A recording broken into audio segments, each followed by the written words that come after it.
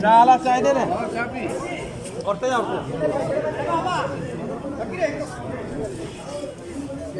खाली जाना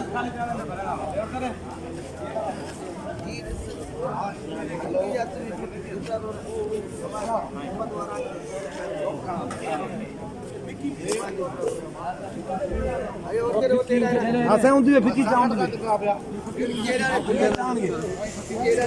असें ऐसे जाओ